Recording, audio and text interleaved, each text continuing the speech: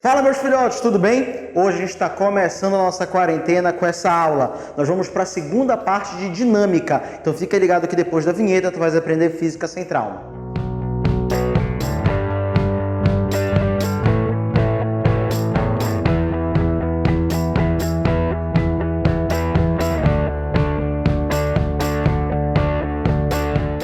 Pessoal, então agora nós vamos falar sobre as principais forças que nós vamos trabalhar dentro da dinâmica, tá? A primeira força que a gente vai falar é a força gravitacional. Cara, Newton descobriu essa força. E aí tem uma lenda que diz o seguinte, que essa força foi descoberta por Newton quando ele estava sentado embaixo de uma macieira, que é uma árvore de maçã, e aí essa maçã, uma maçã no caso, caiu na cabeça dele, tá? E a partir dessa maçã caindo na cabeça do Newton, magicamente ele percebeu. Gente, eu estou falando assim magicamente porque a gente não tem nenhum registro historiográfico de que isso de fato aconteceu. Mas a lenda é bem famosa. Newton é conhecido pela maçã, inclusive. Então, quando a maçã caiu na cabeça do Newton, ele magicamente percebeu o seguinte, que matéria atrai matéria. O simples fato de um corpo possuir massa faz com que ele atraia todos os corpos que têm massa ao seu redor, tá bom? E Newton escreveu o seguinte, que matéria atrai matéria na razão direta de suas massas, ou seja, quanto maior a massa, maior essa força de atração, são grandezas diretamente proporcionais, tá? E inversamente proporcional ao quadrado da distância que as separa, ou seja, quanto maior a distância, menor a força. Ah, Mardó, que esse Gzão que aparece aqui na minha equação é a gravidade? Não é, tá? A gente não confunde bife milanesa com bife vietnamesa. Esse Gzão que aparece aqui é a nossa constante da gravitação universal. Mas isso aqui a gente vai adentrar e destrinchar quando nós formos trabalhar a gravitação aqui no curso, tá bom? Por enquanto eu estou só contextualizando essa equação. Essa força aqui, que é a força gravitacional, a gente chamou mais tarde de força-peso.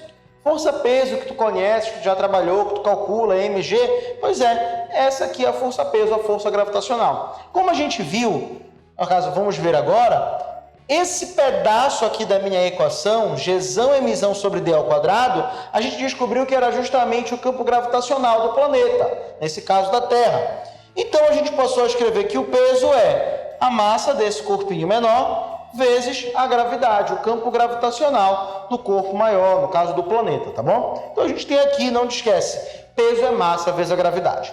Ah, Marcos, que posso dizer que o peso está agindo para baixo? Não, não pode, tá, gente? Até porque para baixo é relativo. O que é para baixo para ti não é para baixo para quem está no Japão. Para quem está no Japão, o que é para baixo é para cima, entendeu? Então não dá para dizer que atua para baixo é relativo.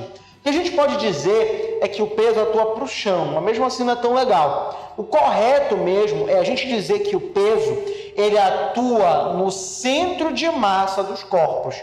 Ele atua puxando os centros de massa. Outro detalhe importante é que aqui eu tenho ação e reação. Então, se a Terra me atrai com uma força F, que é o peso, eu também atraio a Terra com a mesma força. Tá bom? A gente já viu ação e reação lá na aula passada em dinâmica. Se não assistiu ainda, tem aqui no canal, tá bom? A parte de leis de Newton.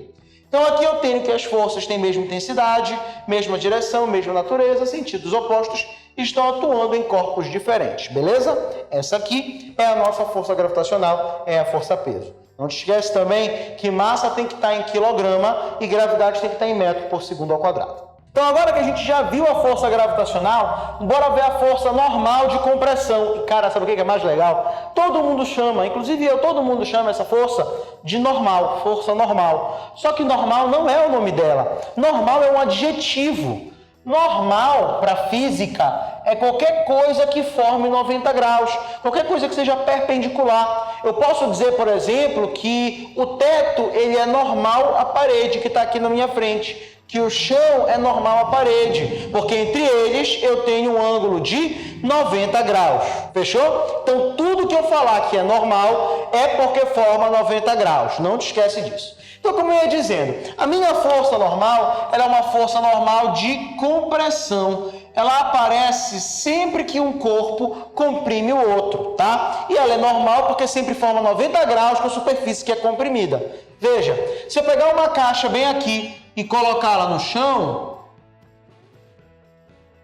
ela comprime o chão para baixo e o chão a comprime para cima. Essa força de compressão é a minha força normal, ó, sempre formando 90 graus com a superfície que é comprimida. Ah, Mardoc, posso dizer que a normal sempre age para cima? Não também. Bora lá. A normal sempre forma 90 graus com a superfície que é comprimida, tá? Se eu pegar um plano inclinado como esse aqui, veja, eu comprimo a superfície e a superfície me empurra de volta. A força normal não é vertical, tá bom? Nesse caso ela é inclinada e forma um ângulo de 90 graus com esse plano inclinado. Obrigatoriamente, tem que formar 90 graus com a superfície. Ah, Mardoc, que beleza, ela não está vertical, mas ela está para cima. Já te falei que não, ó. Se eu pegar aqui, por exemplo, uma luminária, quando ela é colocada no teto, ela comprime o teto, nem que seja um pouquinho.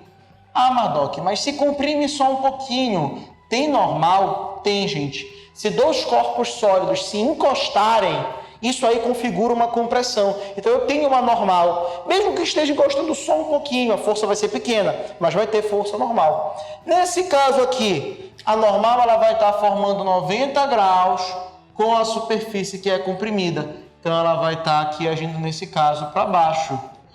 Meu Deus, Mardoc, a normal agindo para baixo? É, gente. Normal agindo para baixo, nada impede. Formando sempre 90 graus com a superfície comprimida. Ah, Mardoc, nesse caso, então, que a normal está para baixo, o peso está para cima? Não, gente, pelo amor de Deus, tá? Tem nada a ver. Peso normal são forças que não tem nada a ver uma com as outras. Por favor, uma com a outra, no caso, né? Não precisa ficar procurando relação entre eles. Acontece muitas vezes, sim, do peso ser igual ao normal, atuar na mesma direção, em sentido oposto, mas isso não é regra, tá? É uma exceção. Nesse caso, por exemplo, o peso também vai agir para baixo. Ó, peso e normal aqui estariam agindo para baixo. Nesse caso, eles iriam se somar, tudo bem? E não teriam o mesmo valor, obrigatoriamente.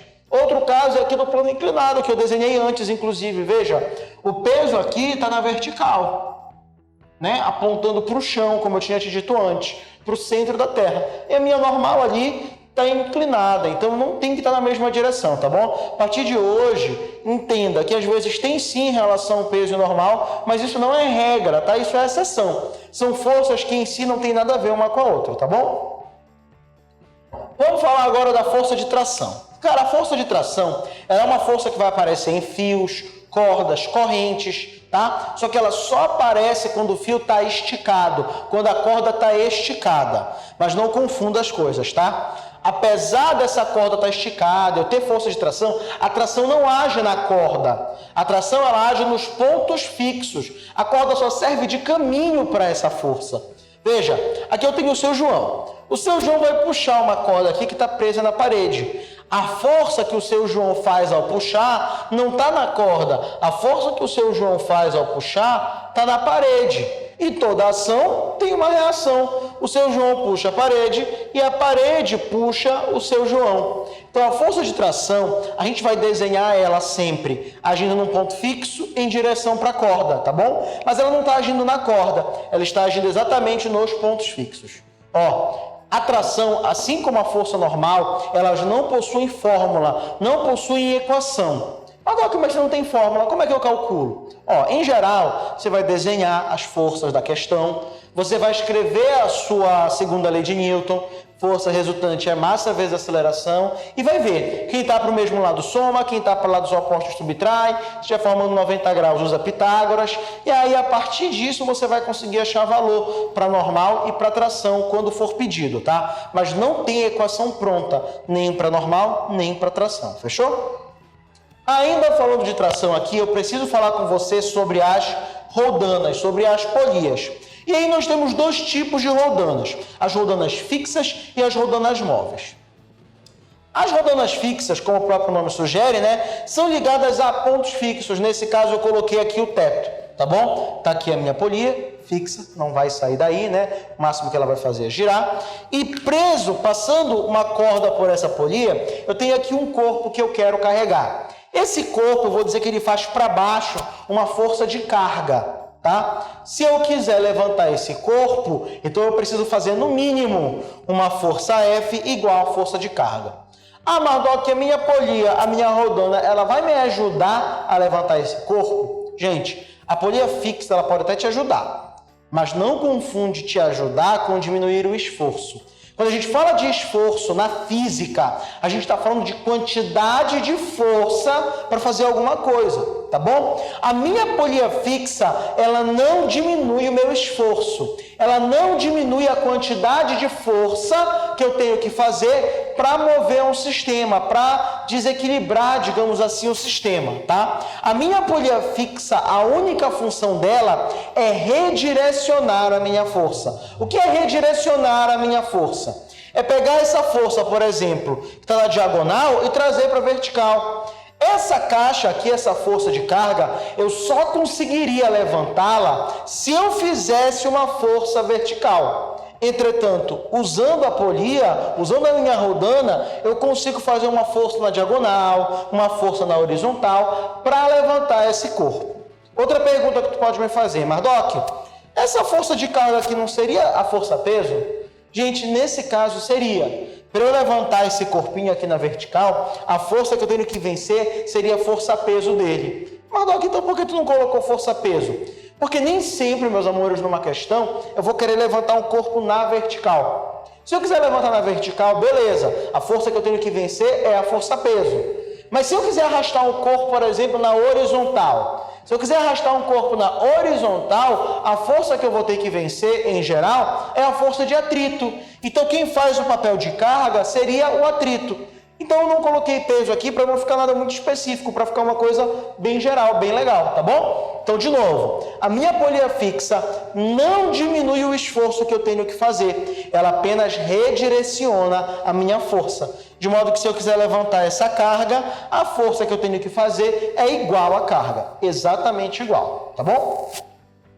Bora falar agora sobre as polias móveis. Cara, a polia móvel, sim, ela diminui o esforço que eu tenho que fazer para mover um sistema, tá bom? Você pode olhar ali para o desenho e pode perceber que tem duas polias, tá? Mas essa polia aqui de cima é uma polia fixa, tá bom? A minha polia móvel é essa aqui de baixo. Ah, Mardoc, a polia móvel precisa sempre estar associada a uma polia fixa? Não, tá, gente? Não precisa. Eu coloquei esse desenho com uma polia fixa assim, para a gente ter um padrão, para o desenho da polia móvel aparecer com esse aqui da polia fixa, para você poder ver a diferença dos dois sistemas, tá? Mas não precisa ter uma polia fixa obrigatoriamente. Eu posso ter só um sistema com polias móveis, só uma ou mais de uma. Fechou?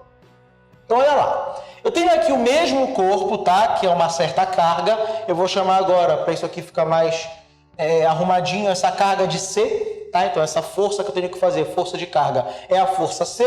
E para levantar essa força C, eu tenho que fazer uma força igual a ela, no mínimo, tá bom? A questão é que a polia móvel, ela diminui o esforço que eu tenho que fazer. Quando essa força de carga C ela é jogada para a minha polia móvel, ela joga metade para um lado da corda e metade para o outro lado da corda.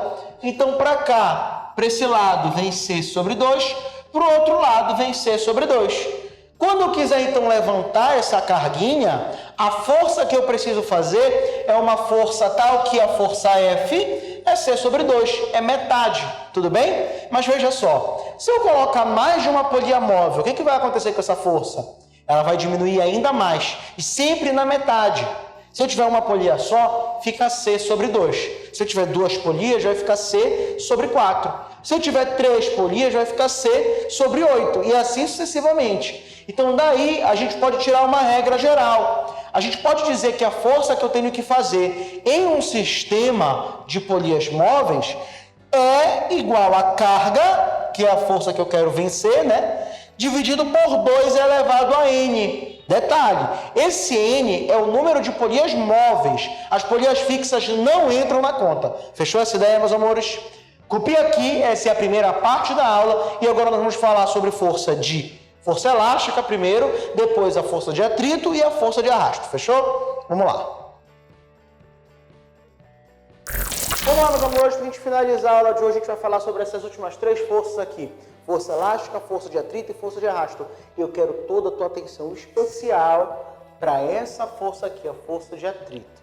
Mas antes de a gente chegar nela, vamos falar da força elástica. A força elástica também conhecida como lei de Hooke. Cara, é engraçado que esse Hooke aqui, ele era arquirrival do Newton, os dois se odiavam. Quando Newton escreveu a lei da gravitação universal, que a gente viu ainda agora, o Hooke, ele inventou os dados para provar que o Newton estava errado. E como o Hooke ele era um cientista que tinha muito mais prestígio do que o Newton, as pessoas acreditaram nos dados falsos do Hooke e desacreditaram o Newton. Newton guardou uma mágoa tão grande que quando Newton escreveu a ótica, ele esperou 10 anos até o Hooke morrer para depois ele publicar a ótica. Para tu ver só até que ponto vai uma inimizade, uma rivalidade. E tu aí achando que o menino do teu colégio, a menina do teu colégio é tua inimiga. Para com isso, a inimiga é Hooke e Newton, né? Mas bora voltar a falar de física, bora falar aqui da lei de Hooke. A lei de Hooke, mais comumente chamada de força elástica, ela se aplica a qualquer corpo que sofra deformação. Qualquer um, gente. Se eu pegar minha bochecha aqui e esticar, ó, eu tenho aqui uma força elástica, eu tenho aqui uma deformação. No caso aqui eu peguei uma mola. Essa mola, no primeiro momento, ela está relaxada, tá bom? Ela não está nem comprimida, nem estendida. E aí eu vou puxar esta mola. Gente, o que o Hooke percebeu? Que toda vez que a gente deforma um corpo, nesse corpo aparece uma força que tenta trazer ele de volta para o estado inicial. Então, toda vez que eu deformo um corpo, tem uma força que aparece para tentar desdeformar. Não sei se essa palavra existe, mas tá bom. Então, olha só, essa força o Hooke chamou de força elástica, tá? Hooke percebeu o seguinte, que essa força elástica era diretamente proporcional ao X. Ai, mas Doc, o que é o X? Gente, o X aqui é a deformação da minha mola. É o quanto o tamanho dessa mola variou, é o quanto ela esticou ou o quanto ela comprimiu, tá bom? Sempre dado em metros. Então, a força elástica é isso. É uma força que aparece sempre contrária à deformação de um sistema e essa força ela é diretamente proporcional à deformação do corpo. Gente, para transformar uma proporção em igualdade, o que tem que aparecer aqui?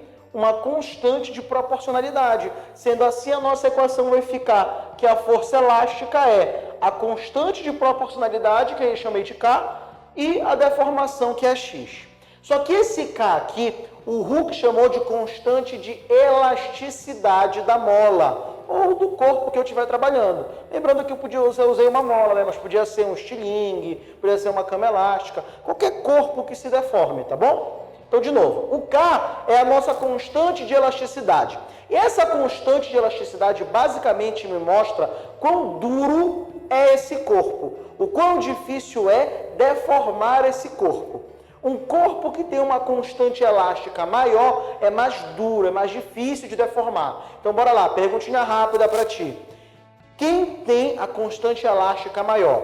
A pele de uma pessoa de 18 anos ou a pele de uma pessoa de 80 anos? A pele da pessoa de 18 anos tem uma constante elástica maior, porque a pele da pessoa de 18 anos ela é mais rígida, né? A pessoa com 80 anos já é né? Uma pessoa molengazinha, tá bom? Então, como ela é mole, a constante de elasticidade é menor, é mais fácil de deformar. Olha só, a lei de Hooke, ela obedece esse gráfico bem aqui. Esse gráfico mostra pra gente a variação da força elástica em função da deformação. E como elas são grandezas diretamente proporcionais, veja só, ela vai se comportar como uma reta crescente partindo da origem. Ah, Mardoc, mas e esse pedaço aqui que é mais diferente? Eu vou até mudar de cor. Vou botar ele de roxo aqui pra gente. Ah, Mardoc, esse pedaço roxo aí, o que acontece? Eu vou perguntar pra ti aí de casa. Tu tem estria? Pois é, gente, olha só. Você que teve estria, você vai entender muito melhor esse pedaço aqui do que não teve ainda. O que é a estria? A estria, basicamente, a tua pele ela esticou tanto, tão repentinamente, que as fibras dela, não sei se é bem fibra, tá, gente? Eu estou usando um termo genérico aqui. Eu não sei se são fibras da pele, tá? Não estou utilizando o termo fibra biologicamente correto. Estou usando um termo genérico aqui. A estrutura da pele, pronto, fica melhor assim. Ela esticou tanto que ela chegou num ponto onde ela saiu do estado elástico. Ela não consegue voltar ao estado inicial. Esse estado a gente chama de estado plástico. Isso não vale só para a tua pele que teve estria. Isso vale para qualquer corpo que sofra uma deformação. Todo corpo pode esticar ou comprimir, né? Todo corpo pode ser deformado, mas só até um limite. Quando a gente passa desse limite, a gente tem o que a gente chama de estado plástico. E esse corpo não obedece mais à lei de Hooke. Amado, como é que ele vai pedir isso em prova? Se pedir, é questão teórica, tá? Não vai cobrar conta de estado plástico. Ele pode citar isso em alguma das alternativas em uma questão teórica, beleza? Então, olha só, babies, agora que a gente já terminou de definir força elástica, tá? E não te esquece, deformação é sempre em metro e a minha constante elástica é em Newton por metro. A gente vai passar para a força de atrito e, cara, eu quero que tenha muito cuidado com isso. Por quê, gente? A maioria dos conteúdos que você for consumir por aí vão dizer o seguinte para ti. O atrito é uma força que se opõe ao movimento, tá? Isso não está errado se você pensar em uma partícula, um corpinho bem pequenininho de dimensão desprezível. Só que se você pensar num corpo com dimensões maiores, que é o que vai vir na tua prova, essa definição de que o atrito se opõe ao movimento está errada. Então a gente não vai mais usar isso, tá? O atrito não é uma força que se opõe ao movimento. A partir de agora tu vai dizer o seguinte: o atrito é uma força que se opõe ao deslizamento ou à tendência de deslizar. De novo, o atrito é uma força que se opõe ao deslizamento ou à tendência de deslizar. E de onde vem a força de atrito? Quando eu tento arrastar um corpo numa superfície, como nesse caso, se eu ampliar isso aqui, eu vou ver que, por mais que a minha superfície ela pareça lisa, ela não é lisa de fato, ela é cheia de irregularidades. E o mesmo vale para o meu corpinho aqui nesse caso de rosa, tá? Acontece que essas irregularidades dos corpos, em alguns pontos, vão se encaixar como se fossem peças de Lego. E quando eu tentar arrastar uma na outra, eu vou ter essa força de resistência, que é justamente a minha força de atrito. De novo, força de atrito, só para lembrar, é uma força que se opõe ao deslizamento ou à tendência de deslizar. Fechou? O atrito, ele é calculado por essa equação aqui. O Φ, que é a nossa força de atrito, é μ vezes a normal. Isso aqui não é um U, nem é um M, tá? É um μ, é uma letrinha grega. A gente pode fazer um desafio. Quem consegue fazer o μ mais bonitinho? Esse meu nem tá muito bonitinho, ele não é muito assim não, tá? Então aqui eu tenho μ vezes normal. O μ, que a gente tanto falou agora, é o nosso coeficiente de atrito. Esse coeficiente de atrito, ele basicamente mede a interação entre as rugosidades desses dois corpos, tá bom? Por exemplo, se eu pegar a tua cara, carinhosamente, tá, gente? É só um exemplo, e arrastar numa superfície lisa como o vidro, depois pegar a tua cara e arrastar no asfalto, onde é que vai doer mais? No asfalto. Então a gente vai dizer que o coeficiente de atrito entre o asfalto e a tua cara é maior do que entre a tua cara e o vidro. É importante a gente perceber o seguinte: o coeficiente de atrito, ele nunca é para uma superfície. O coeficiente de atrito da madeira, do asfalto, Não, isso está errado. O coeficiente de atrito é sempre entre duas substâncias, entre duas superfícies. O coeficiente de atrito da madeira com o vidro, da madeira com o asfalto, da borracha com a madeira. Então, o coeficiente de atrito, ele mede a interação entre duas superfícies, tá? E é a nossa constante que aparece aqui. Mas eu tenho que saber algum valor decorado de coeficiente de atrito? Não, você não tem que saber nenhum valor decorado, tá? A única coisa que você precisa saber sobre o coeficiente de atrito é que ele é sempre menor que 1. Perceba, eu não falei às vezes, eu não falei quase sempre, eu não falei na maioria das vezes, eu falei que ele sempre é menor que 1, tá? O coeficiente de atrito é sempre menor que 1. E aqui o meu M é a minha força normal de compressão, que a gente viu ainda agora. Quanto maior for essa compressão, quanto mais esses corpos estiverem comprimidos, mais eles vão interagir e maior vai ser essa força de atrito. Então não te esquece, força de atrito é μ vezes a normal. E aí eu preciso que tu saibas também que o atrito ele pode ser de dois tipos, estático e cinético, tá? Presta atenção. O atrito ele é estático quando não tem deslizamento. Se não desliza, o atrito é estático, sem pensar duas vezes. Por exemplo, eu caminhando aqui na frente da câmera, caminhando no chão. Gente, quando eu estou caminhando aqui, o atrito no meu pé é estático ou é cinético? O atrito no meu pé é estético. Não, mentira, gente. O meu atrito no meu pé é estático. Porque o meu pé não está deslizando no chão. Eu estou caminhando sem deslizar, tá bom? Meu atrito ele é cinético quando tem deslizamento. Por exemplo, se eu fosse fazer um moonwalker aqui, eu não sei fazer um moonwalker, mas se eu soubesse fazer, o meu pé iria se arrastar na superfície. Aí esse atrito ia ser um atrito cinético. Então vamos lá, de novo. Quando não desliza, o atrito é estático. Quando desliza, quando escorrega, o atrito é cinético. Pensa comigo agora.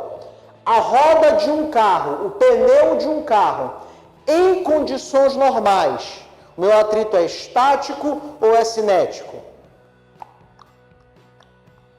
O atrito é estático, meus amores. Os pneus de um carro em condições normais, eles não deslizam. Tá? Eles giram, eles rodam, mas não tem deslizamento. O pneu de um carro desliza numa frenagem brusca ou quando você vai fazer um drift, né? E o carro dá uma deslizada, uma escorregada para fora da curva, tá bom? Mas em condições normais, o atrito no pneu de um carro é um atrito estático, porque não tem deslizamento. Eu não quero que você esqueça nunca mais isso, tá bom? Olha só, eu vou colocar aqui agora dois valores que eu estou inventando, tá bom? Vocês vão, mas Doc, é sempre esse valor? Não, estou inventando para essa situação aqui. Para essa situação, eu vou dizer para você que a minha força de atrito estático máximo é de 50 newtons. E a minha força de atrito cinética ou dinâmica é de 30 newtons, tá? Gente, isso é uma informação importante para ti. A força de atrito estático máxima, ela é sempre maior que a força de atrito cinética, tá? A força de atrito estático máxima é sempre maior que a força de atrito cinético, fechou? Vamos lá, gente. Se eu aplicar aqui uma força de 5 newtons, esse corpo vai deslizar, sim ou não? Ora, se o atrito estático máximo é 50, esse corpo só vai deslizar quando eu aplicar sobre ele uma força maior que 50, pelo menos inicialmente, para ele começar a deslizar. Então, se eu aplico 5 newtons, ele não desliza, ele fica parado. Se ele fica parado, a força resultante tem que ser igual a zero. Consequentemente, quanto é que vale a força de atrito? Você deve estar igual a Nazaré Tedesco, né? Fazendo conta assim. Mardoc? Não sei, não tem jeito. Gente, olha só. A força de atrito aqui também vai valer 5 newtons. Gente, eu estou falando égua, se você ficou ofendido, esse égua não é para você, tá? É porque eu sou paraense, égua é um termo que nós utilizamos muito aqui, tá bom? Mas, voltando. Se eu aplicar uma força de 5 newtons aqui, a minha força de atrito vai valer 5 newtons. Porque, vamos lá, de novo. 5 newtons não vai fazer o meu corpo deslizar. 5 newtons é uma força que eu vou tentar deslizar esse corpo, mas não vou conseguir. Ele fica parado. Se ele fica parado, a força resultante é zero. Então, para isso aqui dar zero, se eu puxar com 5, a força de atrito também tem que ser 5. Se eu puxar com 15 newtons, a minha força de atrito também vai ter que ser 15. Se eu puxar com 27 newtons, a minha força de atrito tem que ser 27. Se eu puxar com 50 newtons, a minha força de atrito vai ser 50 newtons. Se eu puxar isso aqui com 51 newtons, peraí, 51 eu já passei a força de atrito estática. Então esse corpo agora vai deslizar. Se esse corpo vai deslizar, esse meu atrito não é mais estático, esse atrito é cinético e ele vai valer 30 newtons. Ah, Madô, que beleza. E se eu aplicar aqui 75 newtons de força? Quanto é que vai valer o atrito? 30 também. O que eu quero que você perceba, e isso é fundamental para você entender força de atrito, é que a minha força, a minha não, né? De todo mundo. A força de atrito estática, ela é uma força variável. Olha só o gráfico. Ela começa do zero e ela vai crescendo, crescendo, até que ela atinja um valor máximo.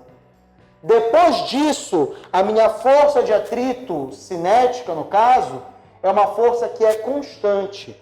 Então, isso aqui vai diminuir, vai ter uma redução no valor dessa força, e essa força, a partir daqui, vai ser constante. Esse gráfico aqui é um gráfico padrão da força de atrito. Tudo bem, gente? Você tem que conhecer. Eu quero que você saiba interpretar esse gráfico também. De novo, a força de atrito estática ela é uma força variável até que ela atinja um valor máximo. Após atingir esse valor máximo, a minha força fica constante. Essa força de atrito é a força de atrito cinética. O meu corpo já está deslizando. Então eu não quero nunca mais que você confunda força de atrito. Eu não quero nunca mais também que você diga que a força de atrito se opõe ao movimento. Isso está errado. A força de atrito se opõe ao deslizamento ou à tendência de deslizar, tá bom? Bora falar agora, para a gente finalizar a nossa aula. Quer dizer, ainda vou ter uma observação para fazer depois, mas é bem rapidinho. Para a gente falar de força de arrasto. Cara, a força de arrasto, ela sim é uma força que se opõe ao movimento, tá? E ela aparece sempre que um corpo se movimenta em um fluido. Lembra que fluido pode ser líquido ou pode ser gás. Essa força aqui tu já deve conhecer com outro nome. Tu deve chamá-la de força de resistência do ar. A força de resistência do ar é a força de arrasto. Veja, quando o corpo se desloca dentro de um fluido, ele colide com as partículas desse fluido, ele bate nessas partículas. E ao bater nessas partículas, as partículas aplicam uma força sobre ele, uma força de reação. A soma dessas forças de cada partículazinha é a minha força de arrasto. Nesse caso, a minha força de resistência do ar, tá? A força de resistência do ar, ela é muito complexa de calcular, ela envolve muitos fatores, inclusive que nós não trabalhamos no ensino médio, tá? Olha só, quando ela vem em prova, ela vem comprimida. Para simplificar a tua vida, ela vem assim, ó. Força de arrasto é B vezes V ao quadrado. Tudo bem? Em geral, o cara te dá essa equação. Ah, Mardoc, e esse B? Quem é esse B? Cara, esse B, ele é uma constante de proporcionalidade que ele vai te fornecer, né? Ou ele vai pedir, desde que ele te dê todo o resto. Você não tem que saber de qual. Que engloba todos os fatores que entrariam nessa fórmula, como a densidade do fluido, a viscosidade do fluido e outros coeficientes lá da física, tá bom? No caso aqui da física. O que eu preciso que tu saibas é que essa força de arrasto, ou resistência do ar, como tu queira chamar, ela é diretamente proporcional à área do meu corpo. Do meu não, né? Do corpo da questão. Quanto maior for a área, maior a força de arrasto. Aí o meu mago da edição ele vai fazer um corte e vai botar um slow motion, que eu vou te mostrar isso aqui agora na prática. Olha só, gente. Aqui eu tenho duas folhas de papel, tá? Do curso Pedro Gama Redação, o melhor curso de redação desta cidade. Olha só, gente. Eu vou soltar as duas folhas de papel. Uma eu vou soltar assim, tá? Com essa área toda de contato. E outra eu vou soltar assim, fininha. No slow motion, que o meu mago da edição vai colocar, vocês vão poder ver que essas folhas caem com velocidades diferentes. Tá? 1, 2, 3 e... Te vira aí para fazer o slow motion, tá? Olha só, gente, o que acontece? A folha que eu segurei assim, ela tem uma área de contato, tá? Com o movimento muito pequena. E se essa área é pequena, a força de arrasto é pequena. Então a força resultante é grande, puxando esse corpo para baixo. Já quando eu solto a minha folha de papel assim, a área ela é muito grande. Se a área é grande, a força de arrasto também é grande. Então a força resultante que puxa esse corpo para baixo é menor, ele cai mais devagar. Perceba, isso não tem a ver com a massa do corpo. São as duas folhas de papel são idênticas, tá? Elas têm a mesma massa. O que diferenciou, o que fez com que uma caísse mais rápido ou mais devagar, foi a área do corpo. Agora, depois desse show de edição e mágica, você vai anotar o quadro, vai bater um print, vai copiar. Nós vamos finalizar a nossa aula com uma observação. Então vamos lá, meu bebês. Ó, espero que tenha ficado tudo muito claro para ti até aqui, tá bom? Se não ficou claro, volta mais um pouquinho, assiste de novo, deixa a pergunta aqui embaixo no comentário que eu vou tentar ajudar todo mundo, tá bom? Então olha só, para a gente finalizar, a gente vai falar sobre velocidade terminal. Cara, a queda livre de um corpo sem resistência do ar, a gente estuda lá na cinemática. O que a gente vai fazer agora é estudar a queda livre de um corpo com resistência do ar. Então já o negócio vai ficar um pouquinho diferente, vai ficar mais divertido, tá bom? Vamos do início, gente. Se é uma queda livre, a velocidade inicial desse corpo é igual a zero. Se não tem velocidade, não tem força de arrasto. Só para lembrar, força de arrasto, a gente escreveu ainda agora no quadro, é B vezes velocidade ao quadrado. Então não tem velocidade, não tem força de arrasto. Se não tem força de arrasto, a única força que está agindo aqui é a força peso. Então força resultante igual a peso. Em outras palavras, esse corpo vai acelerar para onde? Para baixo. Então, à medida que ele vai caindo, surge uma velocidade, tá bom? Bora pegar aqui ele num próximo momento, já com uma certa velocidade. Gente, se tem velocidade, o que que nasceu aqui nesse corpo? Um fio ou uma força de arrasto? Uma força de arrasto, muito bem. Então eu tenho agora para cima a força de arrasto e para baixo o peso. Então a minha força resultante nesse caso já vai ser peso menos força de arrasto. Na hora que a gente montar a lei de Newton, a gente sempre vai dar preferência, digamos assim, para botar a força maior menos a força menor, tá bom? Então aqui o peso é maior menos a força de arrasto. Te liga, eu ainda tenho força resultante, eu ainda tenho aceleração. Esse corpo ainda vai aumentar a sua velocidade. Só que essa aceleração está diminuindo. Então ele vai aumentar a velocidade mais devagar. Tá bom? Só que essa velocidade está aumentando. Então tem um ponto que essa velocidade cresceu tanto que a força de arrasto e o peso vão se cancelar, vão se anular. E se essas forças se cancelam, a minha força resultante é igual a zero. Ah, Mardoc, se a força resultante é igual a zero, quer dizer que o corpo vai ficar parado no meio do ar? Não, gente. Não te esquece que nós vimos lá na aula de lei de Newton que força resultante igual a zero significa que o corpo tem equilíbrio. Então ele pode ficar parado ou ele pode passar a se deslocar em movimento retilíneo e uniforme. A partir desse ponto, esse corpo cai com velocidade constante. Por isso que essa velocidade é chamada de velocidade terminal. É a última velocidade desse corpo. A partir daí, ele não aumenta nem diminui, tá bom? Gente, se não fosse a força de resistência do ar, uma gota de chuva ia poder chegar no chão com até 300 km por hora. Gente, isso é velocidade suficiente para a gota da chuva fazer um buraco na tua cabeça. Entretanto, uma gota de chuva, como ela tem uma área muito pequenininha e uma massa muito pequena, ela não consegue passar de 30 km por hora quando ela cai muito rápido, tá bom? Então, a força de resistência do ar, ela tem sim o seu papel, principalmente em distâncias maiores. Né? Se for uma distância maior, uma velocidade maior, esses efeitos da força de arrasto são mais sentidas, tá bom? Gente, eu vou ficando por aqui, tá? Essa foi a nossa segunda aula do curso de Dinâmica. Eu estou muito focado em completar o curso de Dinâmica e o curso de Cinemática aqui no canal. Você quer algum outro curso? Você tem alguma sugestão, um assunto que você tem mais dificuldade? Coloca aqui nos comentários. A gente está com muita vontade de ajudar vocês. Então, se tiver muito pedido de um assunto, eu posso gravar esse assunto para ajudar vocês, tá bom? No mais, te inscreve no canal, deixa o like, essas coisas que o youtuber fala por aí, né? Eu não me considero youtuber, eu sou professor e estou aqui tentando levar a minha aula para mais gente. Então, se você gostou, não precisa se inscrever, nem dar like, nem nada disso. Só manda para outras pessoas que você sabe que vão gostar também. Mas se quiser dar like e curtir também, se inscrever, eu aceito, tá bom, gente? Um abraço, até a próxima. Bate print do quadro.